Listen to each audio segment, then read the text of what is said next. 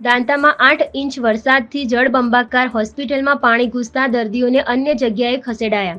સમગ્ર ગુજરાતમાં ભારે વરસાદ પડી રહ્યો છે, ત્યારે બનાસકાંઠાના દાંતામાં 8 ઇંચ વરસાદ પડતા સમગ્ર શહેર પાણી થવા પામ્યું છે।